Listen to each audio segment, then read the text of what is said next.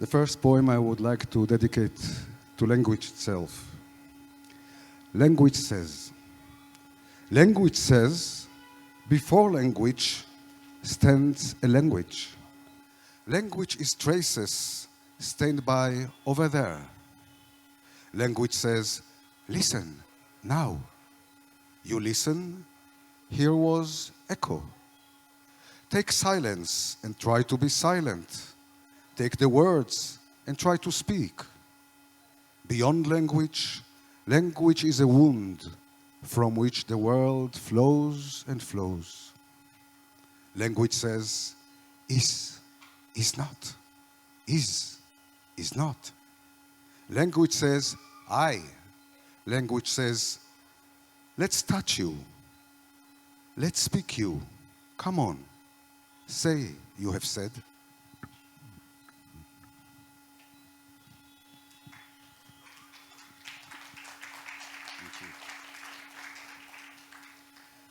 And this is like a chat with Kavafis. The Barbarians, round 2. It was not in vain that we awaited the barbarians.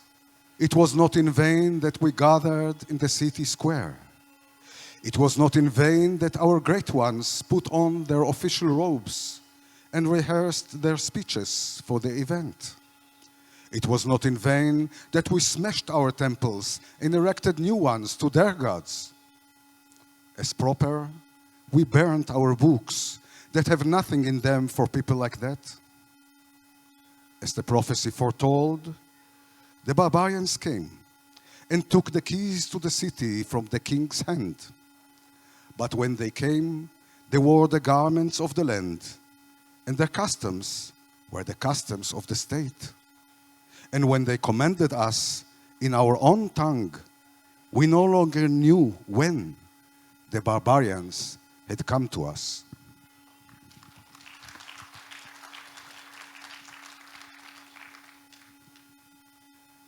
The Orpheus Prayer. Death and yet more death, sand and more sand. We have stood in the square, hungry to be, and like mountain shadows, cover the city with pictures of a waking sleep. Was she there or wasn't she? A stranger in my body, able and yet unable, I try the air. How many more years will we walk these dead sands? The mountain is glimpsed like a vision or a mirage. Sands move on underfoot like memory with no beginning. And each place is every place. Does the way go up or down? Are you there, behind my gaze? Is my gaze there, ahead of me? Where have we come from? Alone, the two of us have crossed vast marshes on the slowly melting faces of the drowned. For years we have been immortal. In the attic in Amsterdam, we saw terrible sorrow in the window. How much longer shall we walk between death and death, sand and sand? A new past give us, a new death give us. Give us this day, the life of the day.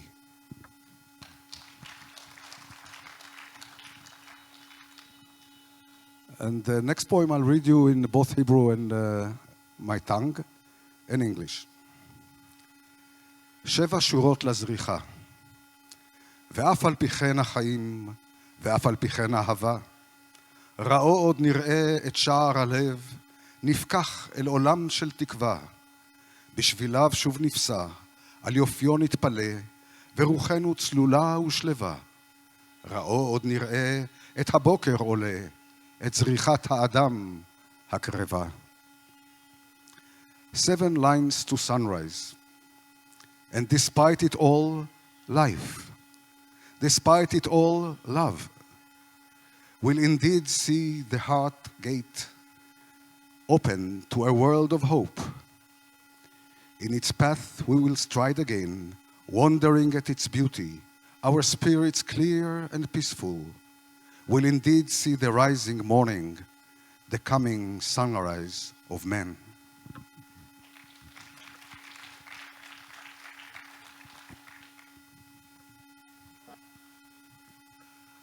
I look through the monkey's eyes. I look through the monkey's eyes as they play with my skull in the treetops. I'm lifted with the eagle as he flies, because my entrails are in his. In the belly of the earth, I crawl with worms who ate my eyes out of their sockets. I'm green. I grow in the grass that my rotting flesh makes rich. Oh, my body, how you have grown.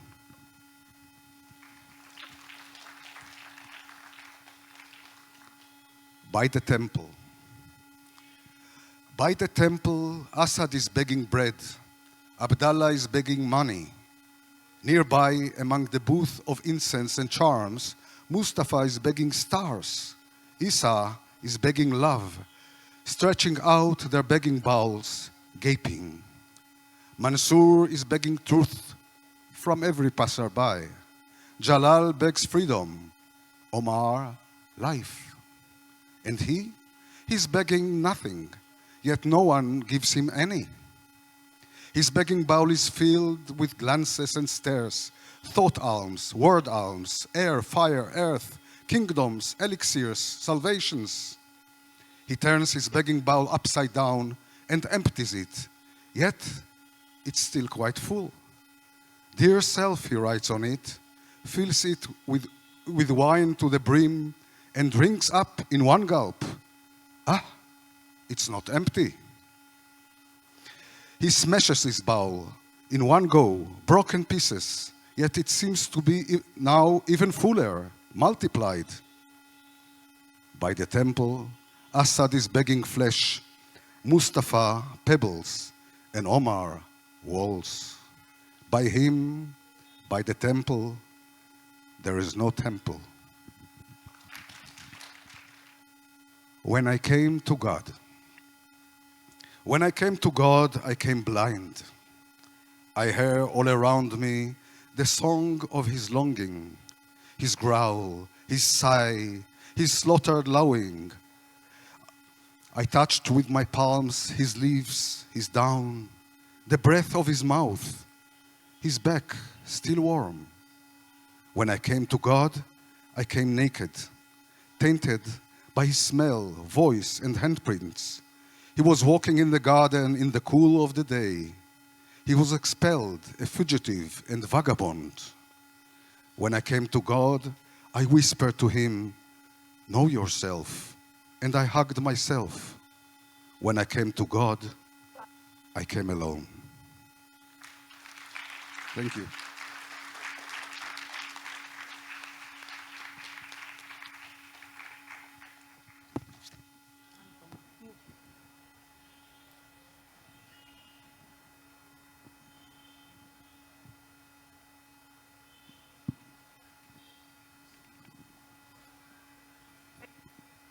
Good afternoon.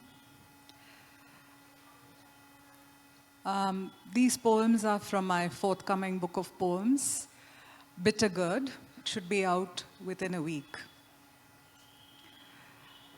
I assume it's getting on to lunchtime, so something about food would be appropriate.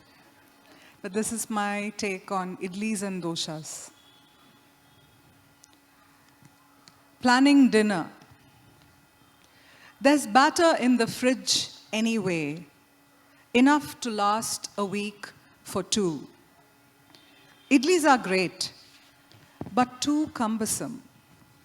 Their molds pile, grate in the sink, steel scrubs, screams shrill.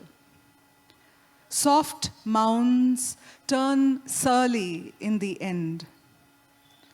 Idlis are not as easy as you think. Supple, warm, plump.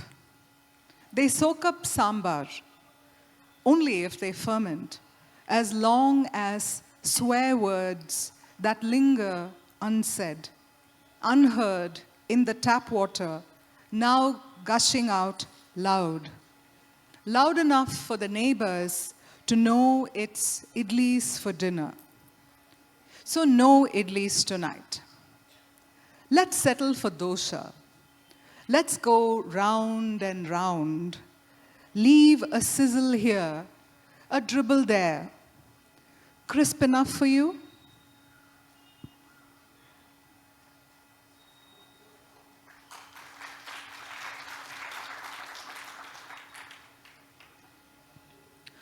Cleaning the house.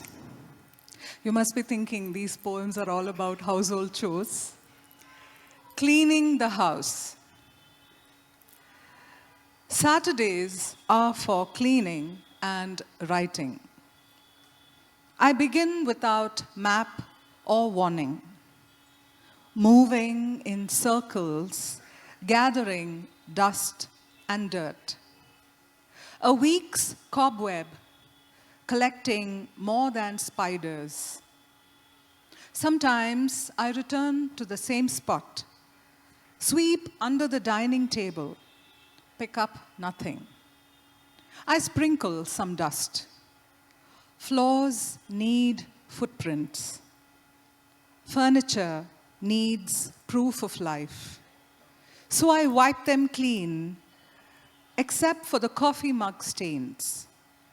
Spotless is lifeless. I must write too, as ideas settle on the corner coffee table. The broom, the dusting cloth, and mop sit beautifully in my hands. Their hold is real. Their hold is real. Much more than words that reveal.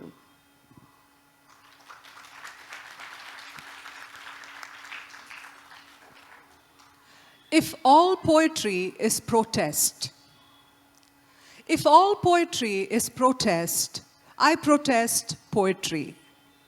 This word that could have been blood, home, privacy, hate, wound, gun, identity, freedom, heresy.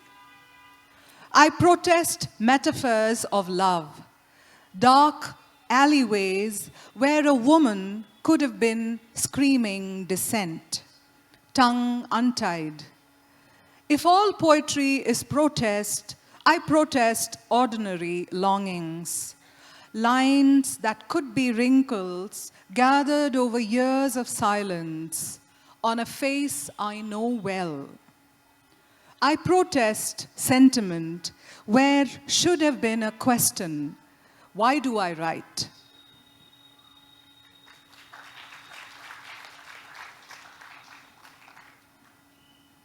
Missing. You don't need to talk to me to let me know your love doesn't change with the season. Your strength is in your silence, and my weakness in my words. So though I say, don't break my heart, you won't. Like the window that lets in sunrise and seagulls, you will always fill my room with light. This darkness is temporary, this missing, ordinary, and I never settle for anything plain. And the last poem, Our White Noise. I wait for you a long time. At last, you call. You say nothing. You speak of no one. We hear each other breathe, heavy as nightfall. If no news is good news, if in silence we must love, I choose the bad over good. I choose not to love. Thank you.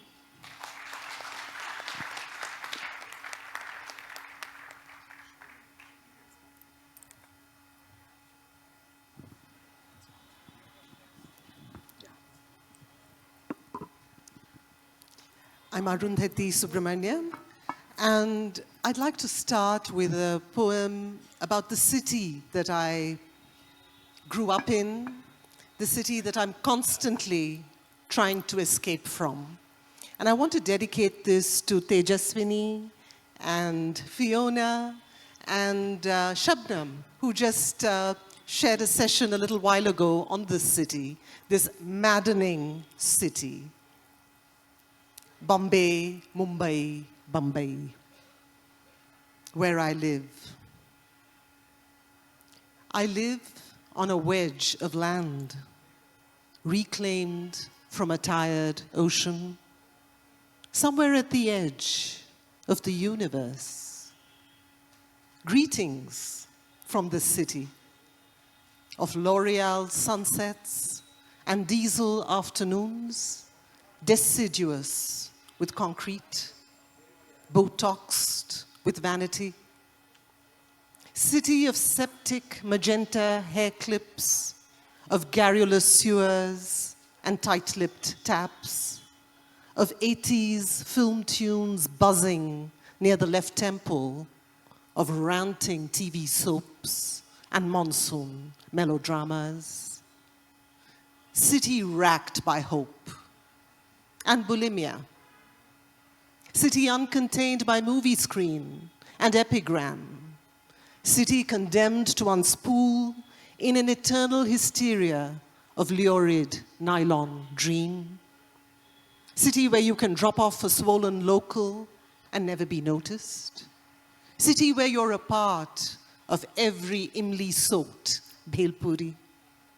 City of the Mahalakshmi beggar peering up through a gorse bush of splayed limbs. City of dark alleys. City of mistrust. City of forsaken, tube-lit rooms. City that coats the lungs, stiffens the spine, chills the gut with memory. City suspended between flesh and mortar and faux leather and delirium, where it is perfectly historical to be looking out on a sooty handkerchief of ocean, searching for God.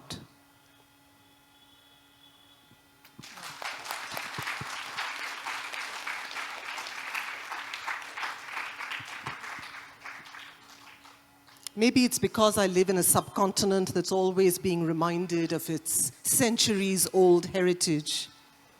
There are times when I've wanted a sense of belonging that isn't weighed by the cargo of the past. Home. Give me a home that isn't mine, where I can slip in and out of rooms without a trace, never worrying about the plumbing, the color of the curtains, the cacophony of books by the bedside. A home that I can wear lightly, where the rooms aren't clogged with yesterday's conversations, where the self doesn't bloat to fill in the crevices. A home like this body, so alien when I try to belong, so hospitable when I decide I'm just visiting.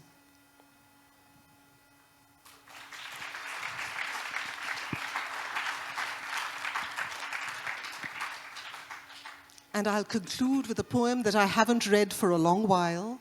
It's from an earlier collection it's a poem called Sharecropping. And it's about mothers. And it's difficult to not read at least one poem to a parent. I found they always enter my readings. Sharecropping. I'm wearing my mother's sari, her blood group, her osteoarthritic knee. We voted for different men, same governments. In dreams, she plays among trees of rubber and beetle palm outside a home in Myanmar, while I scamper down dark service stairways in Bombay buildings, sharp with the smell of urine and kesar agarbatti, smoking out of the breast pocket of the 7th floor madman. She lusted after Devanand. I, after Imran Khan. On television, both still sport headfuls of black hair. She treads nimbly across language. I vowel every now and then into mouldering inertias. I can come undone with muzak or a compliment. My mother's made of sterner stuff. Sowing the same dream in a different self. The cussed logic we both know behind eons of parenting. We talk Buddhism, Lata Mangeshkar, plot pedicures late into the night, and she watches me. Ancient peasant, canny harvester, her eyes bright with defeat as I grow stealthily into her body. Here it is then, the treachery of middle age, of love. It gets no closer than this, Mum. Thank you.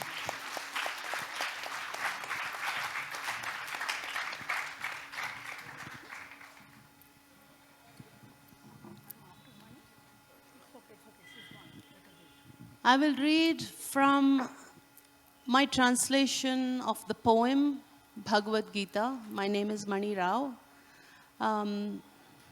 These are some stanzas, excerpts from this book, Bhagavad Gita, God's Song, which was released less than 15 days ago.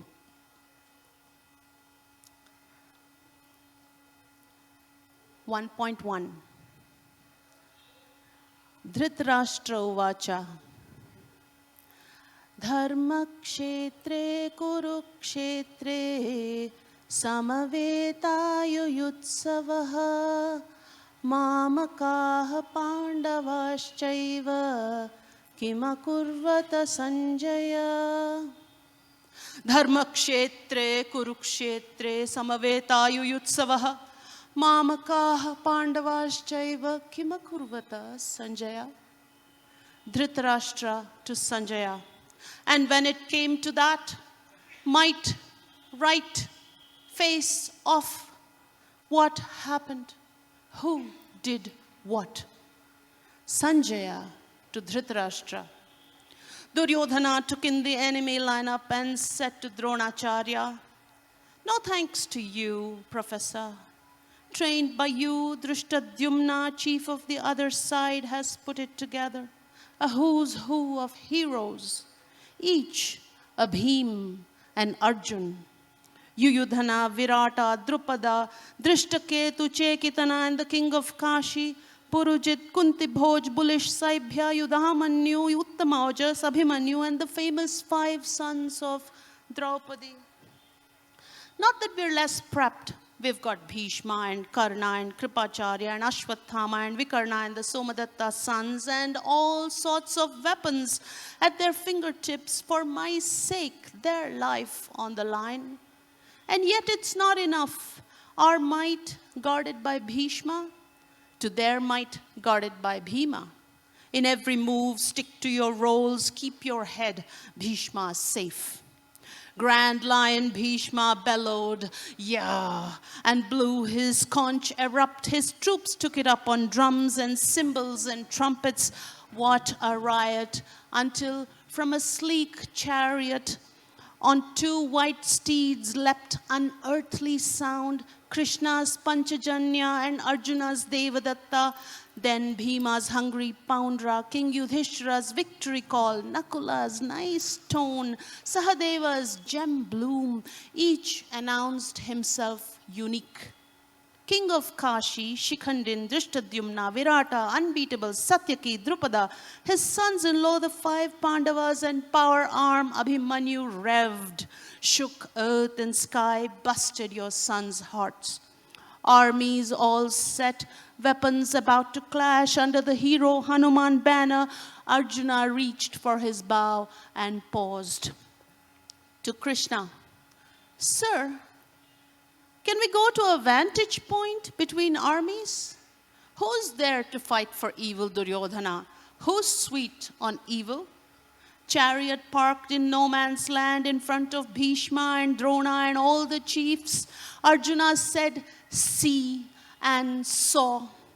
Familiars, foster fathers and fathers' fathers and fathers-in-law and uncles and teachers and brothers and friends and sons and grandsons, and said, pitiful, these people, war urgent, are my people. I feel drained, my mouth's dry, my tremble is me, my every hair in shock, my bow slips, I'm feverish. I can barely stand, my mind wheels, all the signs are grave. No good can come from killing my own. Don't want to be a hero. Don't need no empire. What's there to enjoy? What's the point of it all? And then moving along to 2.11, when Krishna responds and begins the teaching,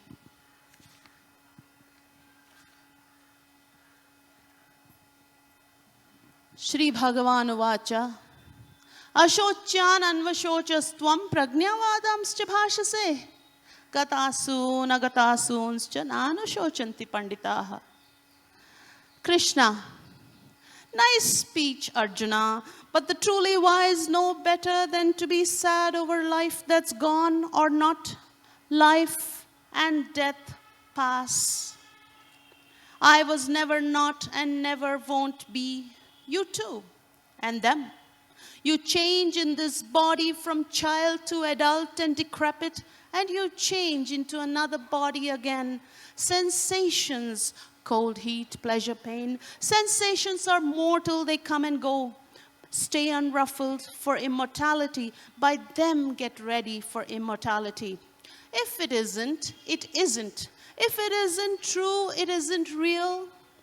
What you call reality is really virtual reality. Your reality is materiality. Material, changeable, mortal, untrue, immaterial. It seems as if, but there's no truth in fiction. What is clear to a seer. That by which this immaterial matter is permeated is permanent. Bodies end. The embodied, timeless, let's call it it, cannot be measured, destroyed. So fight, Arjuna. She who thinks it kills and she who thinks it is killed, don't get it. It is neither. It is who you really are. Never was it born, never will it die, nor ever having been will ever not be, forever, from ever, unchanging in the changing body. If you know you are indestructible, eternal, birthless, changeless, for instance, how can you believe you are the one to kill, and whom do you kill? See, that's the line that's been forgotten. You discard old clothes for the new. You discard one worn-out body for another. You are not your body. Weapons cannot pierce this unpierceable. Fire cannot burn who unburnable. Water cannot wet you unwettable. Wind cannot dry really undryable. This who you really are, forever, from ever, free, fixed, cannot be felt by the senses, cannot be grasped by thought, beyond the variable. Understand it. It is not for you to mourn.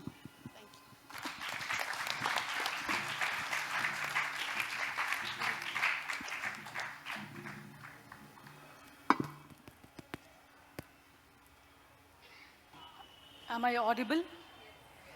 Perfect. Okay. Today I'll read two poems from this collection. The rest will be the new ones. And I'm a Kannada poet. I write in Kannada.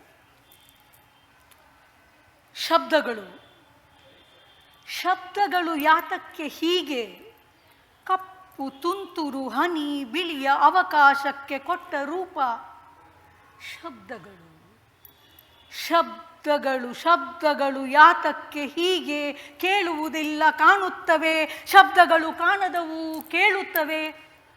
ಶಬ್ದಗಳು words.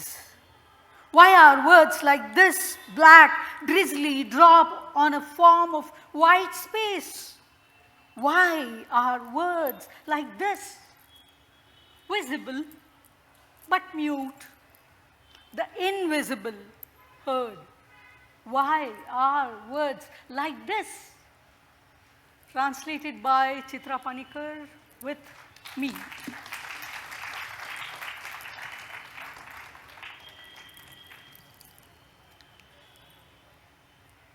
I will avoid reading the translations. I'm sorry for that. ಬಿಡಿಸಲಾಗದ ಹಾಡು. ಒಂದು ಮೋಡ ತೇಲಿ ಬಂತು ಹಾಳೆ ಮೇಲೆ, ಪೆನ್ಸಿಲ್ಲಿನ ದಪ್ಪ ಸೀಸದ ಮೊನಚು ಮೊಂಡಾದಂತೆ ದುಂಡಗೆ ಮೋಡ ದಟ್ಟವಾಗುತ್ತಾ ಕಂದಾಗುತ್ತಾ ಹಾಳೆ ಮೇಲೆ ಮಬ್ಬು ಕವಿದಿತ್ತು. ಸುಯ್ ಗುಡದ ಸುಂಟರ ಗಾಳಿ, ತರಗೆಲೆಗಳು ಸರಬರ ಅನ್ನದು. ಕಾದ ಮಣ್ಣು ಘಮಗುಡುವ ನೆನಪು, ದನಿ ಗುಡುಗಿ ಹನಿ ಬಿತ್ತು. ಹಾಳೆ ಮೇಲೂ ಗಾಳಿ ಬೀಸಿ ಅಕ್ಕ ಪಕ್ಕದ ಬಳ್ಳಿಗಳಿಂದ ಅರಳದ ಮೊಗ್ಗುಗಳುದುರಿ ಹಾಳೆ ತುಂಬ ಅಕ್ಷರಗಳು ಚದುರಿ ಮನದಲ್ಲಿ ತುಳುಕಲಾಗದ ತರಂಗಗಳು ಮೂಡಿತ್ತು. ಖಾಲಿ ಹಾಳೆಯ ಕಪ್ಪು ಮೋಡದ ಬೀಳದ ಮಳೆಯ ಬಿದ್ದ ಅಕ್ಷರಗಳಲ್ಲಿ ಬಿಡಿಸಲಾಗದ ಹಾಡು ಸಿಲುಕಿತ್ತು. ಅ track song.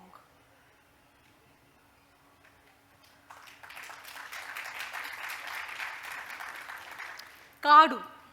This particular poem was written when there were issues around halal and hijab.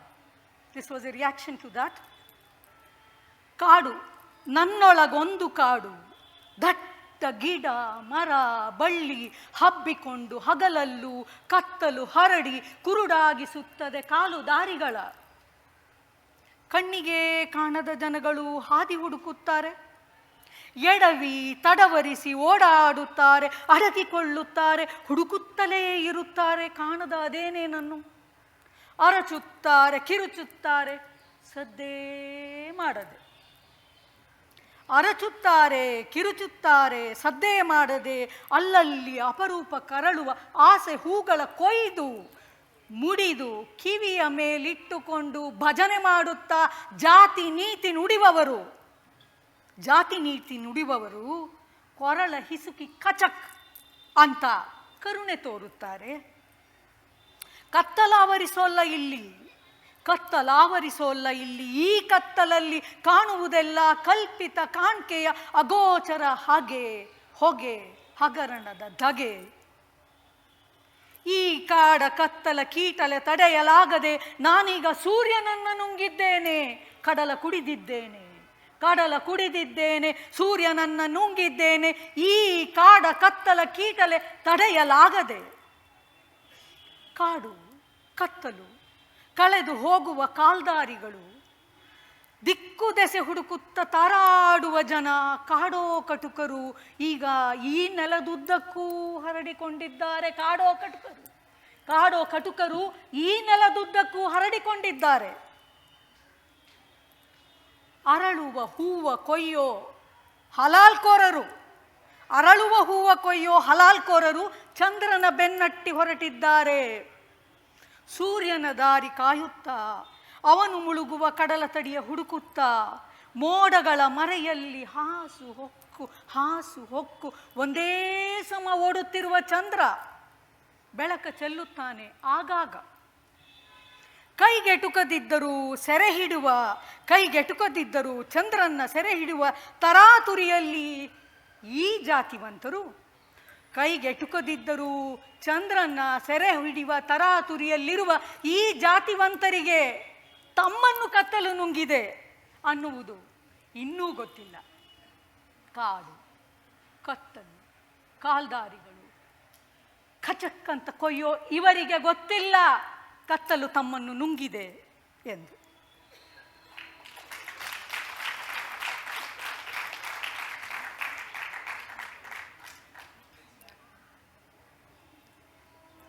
ಕತ್ತಲಿಗೊಂದು ಕವಿತೆ. ಬೆಳಕ ಜಗಲಿ ಅಂಚಿಗೆ ಒಂದು ಕತ್ತಲಂಥ ನೆರಳು ಕಮ್ಮಗೆ ಕೂತು ನೋಡುತ್ತದೆ. ಸಣ್ಣಗೆ ಸರಿದು ಸರಿಯಲಾಗದೆ, ಹರಿದು ಹರಿಯಲಾಗದೆ ಕತ್ತಲ ಕಥೆಯ ಮೆಲುಕು ಹಾಕುತ್ತದೆ.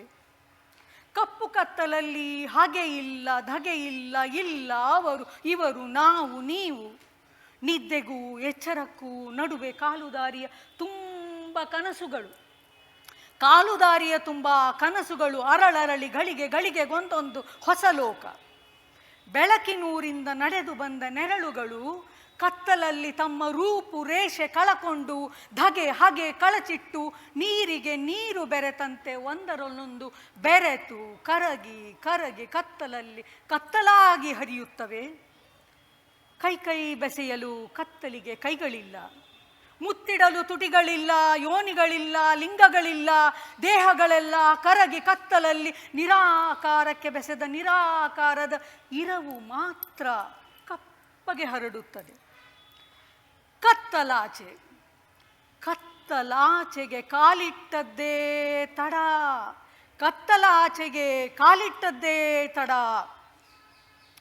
ನೆರಳ ಕಾಲಬುಡಕ್ಕೆ ಅಷ್ಟುದ್ದ ಬೆಳೆದು ನಿಂತ ಅಕರಾಳ ವಿಕರಾಳಗಳು ಮೊಲೆ ಕಳಚಿಟ್ಟು ಯೋನಿ ಮುಚ್ಚಿಟ್ಟು ಲಿಂಗೈಕ್ಯ, ಮೊಲೆ ಕಳಚಿಟ್ಟು ಯೋನಿ ಮುಚ್ಚಿಟ್ಟು ಲಿಂಗೈಕ್ಯವಾಗಿ ಅಖಿಲಾಂಡ ಕೋಟಿ ಬ್ರಹ್ಮಾಂಡಗಳನ್ನಾಳುವ ತೆವಲಿನಿಂದ ನೆರಳ ತುಳಕೊಂಡೇ ಓಡಾಡುತ್ತವೆ. ನೆರಳ ತುಳಕೊಂಡೇ ಓಡಾಡುವ ಈ ಕತ್ತಲು ನೆರಳುಗಳು ತೆಪ್ಪಗೆ ಮೈ ಬಗ್ಗಿಸಿಕೊಂಡು ಕತ್ತಲಲ್ಲಿ ಕಂಡ ಕನಸುಗಳ ಕುಗ್ಗಿಸಿಕೊಂಡು ಬೆಳಕ ಜಗಲಿ ಅಂಚಿಗೆ ಕೂತು ಮತ್ತೆ ಬರುವ ರಾತ್ರಿಗಳ ಎದುರು ನೋಡುತ್ತವೆ. ಮತ್ತೆ ಬರುವ ರಾತ್ರಿಗಳ ನೆರಳು ಎದುರು ನೋಡುತ್ತವೆ.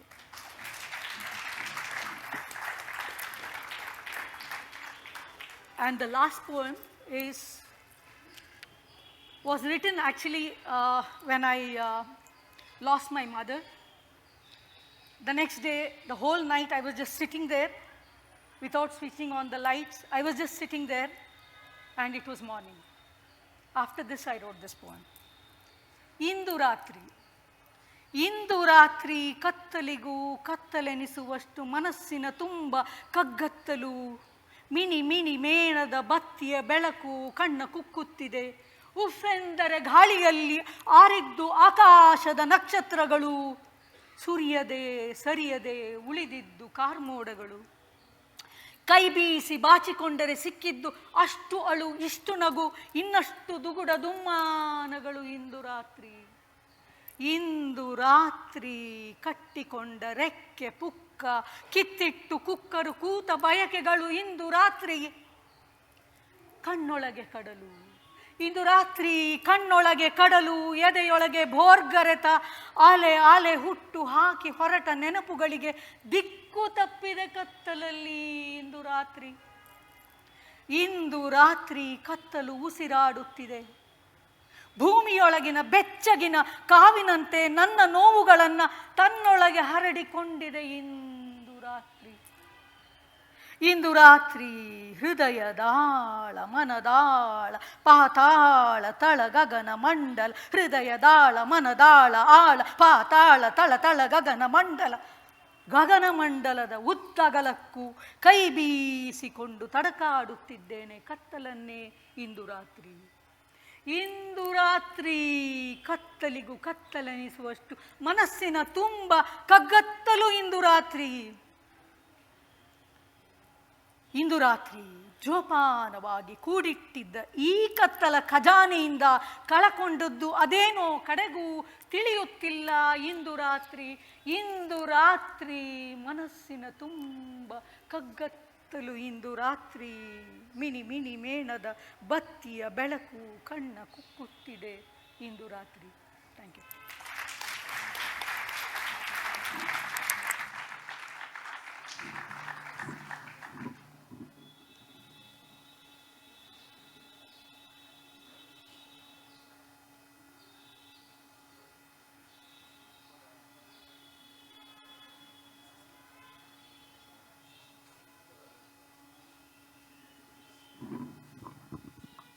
I could improvise with this.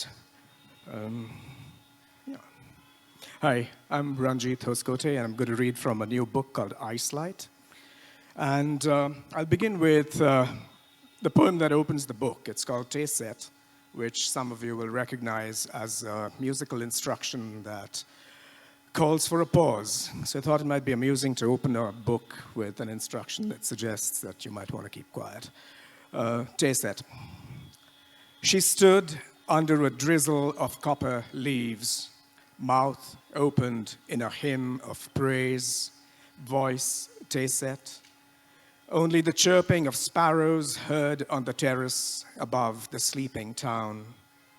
Be opaque, her sisters had said, because this crust is what will get you through. Standing above the chasm, opened in the eastern rock, she thought, what if there was no border between flesh and light? What if I had no skin? Of what am I the barometer?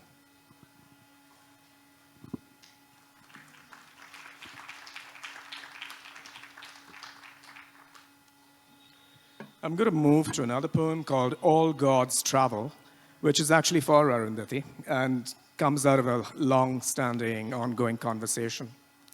All gods travel. It goes like this. All gods travel. Some ride camels, others ride catastrophes.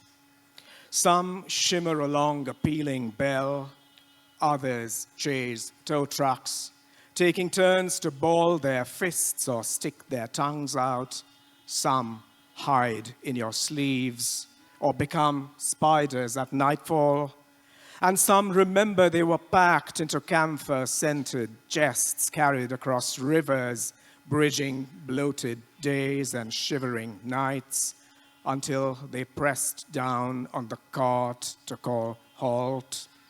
Here's ripe stone, here's silvered creek, here's the call of a flute, trees praised in 3 tongues, a harvest of shade.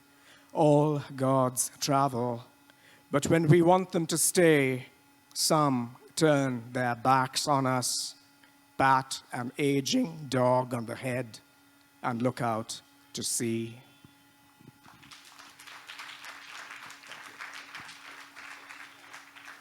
Continuing in this slightly theological vein, I'm going to read a poem called Crow Hymn, which really is a way of thinking about the presence of the crow in different languages and different universes of meaning.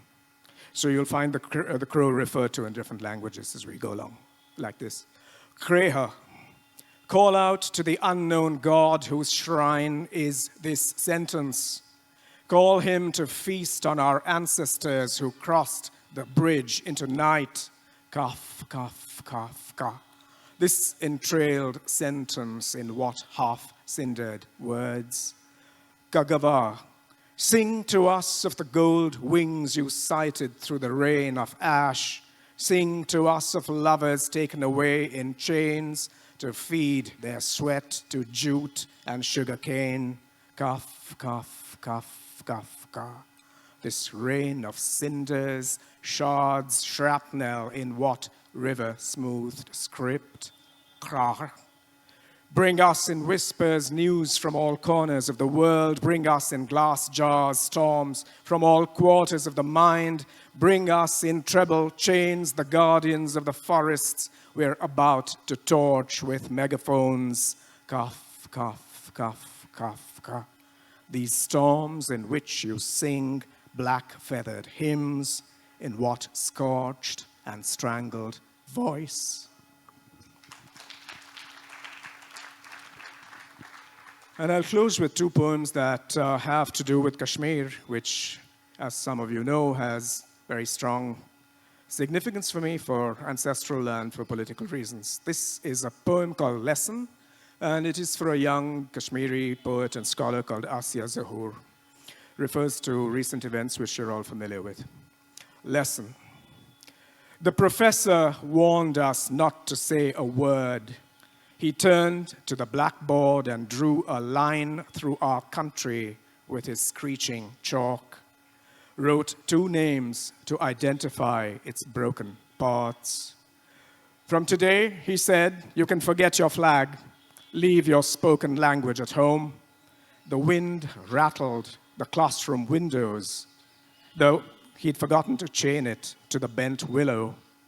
The boatman on the lake outside was singing. The professor made a note to abolish him. We won't be needing these walnut screens, he said. I'd like all of you to be completely transparent. When he clapped his hands and blew on them, clouds of chalk dust settled on our desks, burying them for years in snow.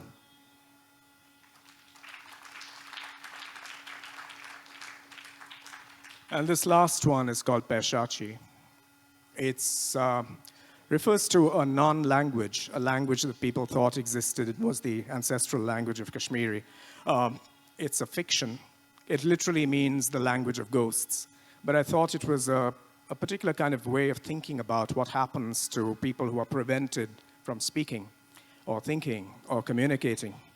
And it's in memory of a pioneer of a robust Kashmiri folk theatre called the Bhan Pret, Muhammad Subhan Bhagat, who was silenced by militant activity in the 90s and literally died of a broken heart.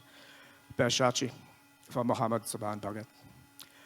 Who's there, I ask? Unknown hands have rifled through my notes. Not me, says the lamplighter.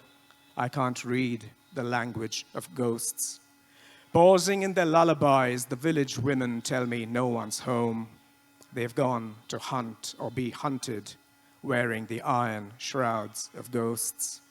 I could try and find them. Who should fear them the most? They whisper in foreign accents, trained in the tactics of ghosts.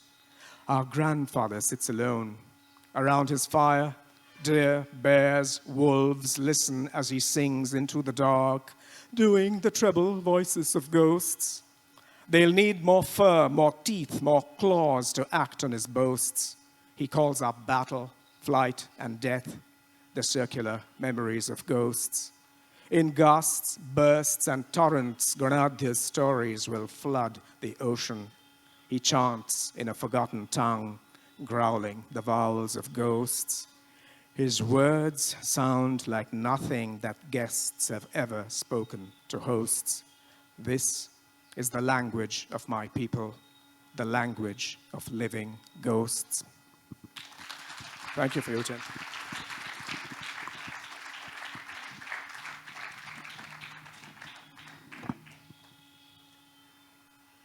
When a man looks at a woman wrapped in snakes,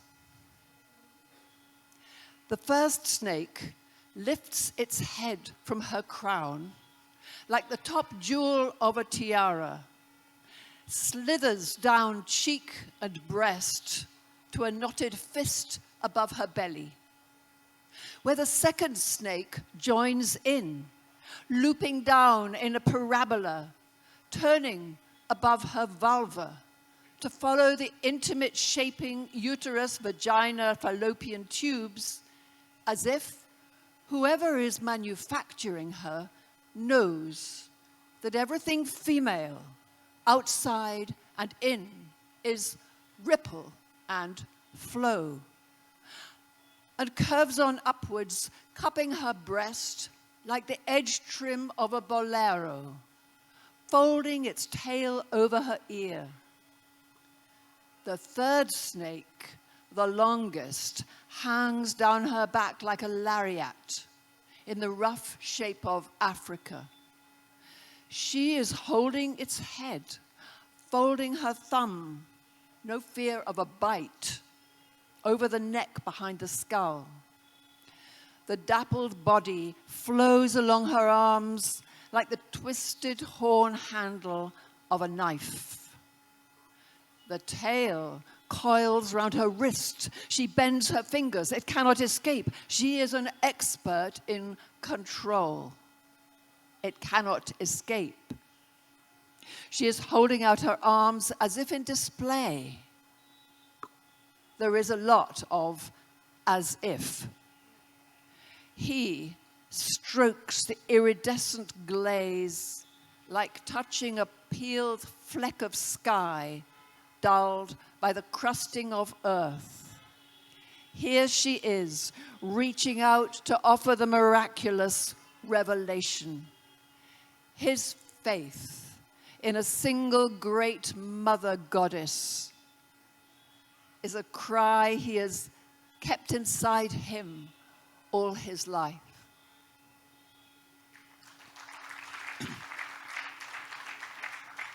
So my name's Ruth Padel, and I'm reading just a couple of poems, because we're very short of time, about the Cretan so-called snake goddesses. I don't know if you can see them. There are two of them. And I'm really thinking about the man who discovered them and what he felt about them. But when I was asked to write poems about them, I realized that that first one I described, covered in snakes, snakes down her arms, round here, everywhere, is holding a snake in exactly the same way that I saw the snake wranglers, the snake catchers of the Irula, just south of Chennai, holding a snake. And so this poem is in the shape of a snake, and it's about going out with them. I hope there are no snake-phobic people here. Let it flow, said my guide, from the Irula, people of the dark. Let it ribbon and stream through your hands. Don't clutch, it will turn and bite. Its reptile brain wants to keep moving. Never mind that it never gets anywhere. He scooped a slim, bronze-checkered snake from the roots of a banyan tree, rippled it through his hands as if it were raw silk. He smiled. He loved it.